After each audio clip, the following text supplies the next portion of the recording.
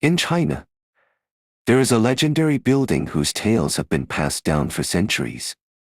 This building is the Golden Hall located on Mount Wudang, and its origin begins with a peculiar official boat.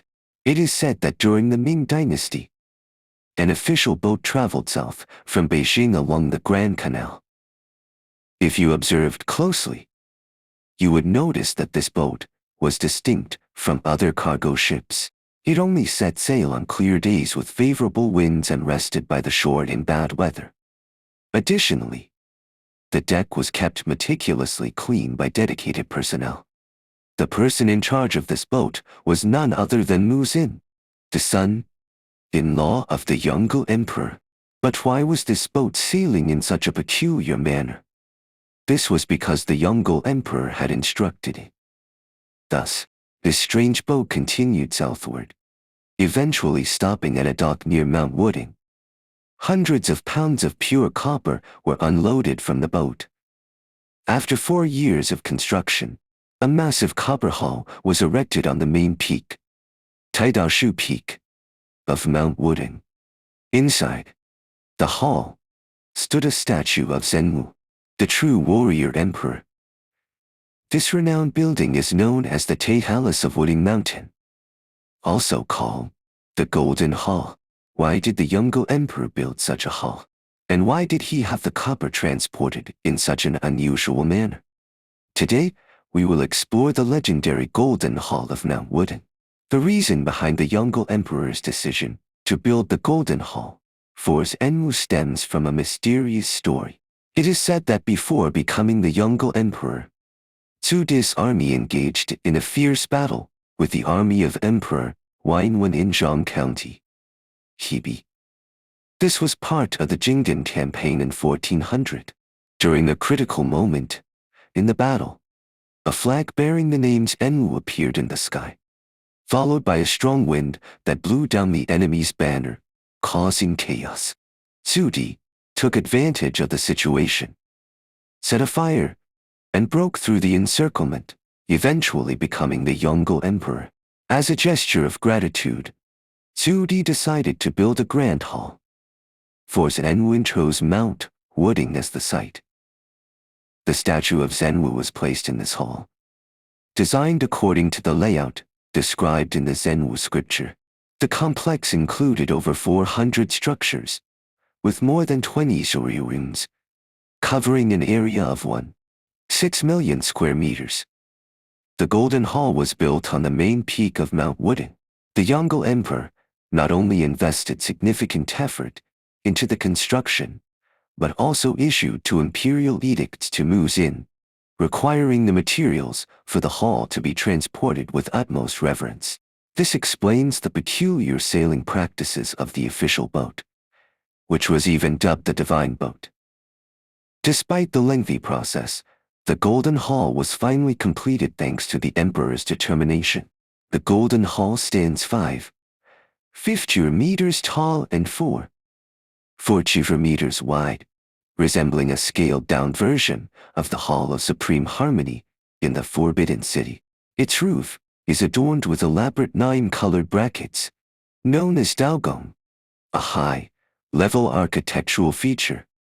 The hall was constructed entirely using mortise and tenon joints, comprising 600 copper components, showcasing the advanced craftsmanship of the time. Additionally, the craftsmen used over 2 taels of gold to coat the entire hall with a golden layer. Impressive as it is, the Golden Hall is also known for several miraculous events. One such miracle occurred shortly after its completion, when a craftsman observed smoke emanating from the mouth of the mythical seahorse statue on the roof. The hall has 4 corners, each adorned with 5 mythical beasts: dragon, phoenix, lion, celestial horse, and seahorse. It was the seahorse that emitted the smoke during light rain, which then turned purple as it rose. Mu Xin reported this phenomenon to the Yongle Emperor, who regarded it as a divine sign of his virtuous deeds reaching the heavens. This was a fabricated Taoist auspice. During the Qianlong era of the Qing Dynasty, The record of this phenomenon was documented in the Taihan Mountain Chronicles. Moreover, in 1983, Xiao Bengxin, the deputy director of the Wudang Mountain Cultural and Religious Bureau, personally witnessed the seahorse emitting smoke. He described seeing the 5-inch long mist emerging from the seahorse's mouth, which lasted only 2 to 3 seconds. Scientists hypothesized that this phenomenon might result from the rapid temperature changes on Mount Wudang after summer rains. The copper seahorse, heated and then cooled by the wind, could produce steam from its mouth.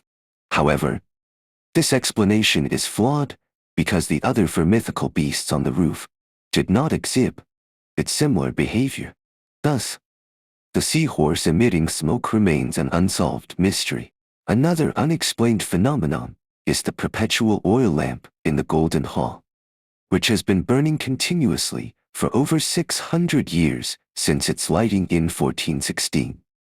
The lamp, designed with a double-layer structure with water on top and oil on the bottom, was intended to cool the oil and prevent rapid evaporation. The wick, treated with wax, resembles a high-footed plate from the pre-Qin period, positioned in front of the statue of Zhenwu. Theories abound regarding its perpetual flame. Some suggest the hall's walls were sealed with gold mud to prevent wind from extinguishing the lamp, but this theory fails to explain the open hall doors. Others propose a Taoist treasure, the wind avoiding pearl, hanging from the beam, prevents the wind from blowing out the flame. Another theory posits hidden mechanisms within the walls automatically refuel the lamp, or small Taoists secretly add oil. But no evidence supports these claims. Another miracle involves fireballs appearing around the hall during thunderstorms, colliding with loud noises. If lightning strikes the hall, it produces dazzling beams of light visible from kilometers away. This phenomena, recorded in the Taihan Mountain Chronicles, is said to be the result of Zhenwu having the thunder god and lightning mother purify the hall annually. In the Republic era, the local government expanded the area around the Golden Hall, building additional structures like the Parents' Hall, front rooms, and printing rooms. These buildings were annually damaged by lightning, but the Golden Hall remained unscathed.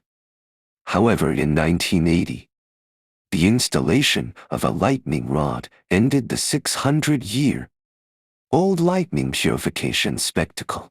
Despite scientific attempts to explain these phenomena, many questions remain unanswered. Perhaps there is indeed a mysterious force at work behind these miracles. The folklore surrounding the Golden Hall is also fascinating. It is said that after its completion, a white phoenix circled the hall's roof for 3 days and nights before disappearing into the clouds, considered an auspicious sign by local Taoists. This legend is widely believed by residents and attracts many pilgrims seeking Zhenwu's protection. In another story, a thief attempted to steal from the hall, but was paralyzed by a powerful force when he entered.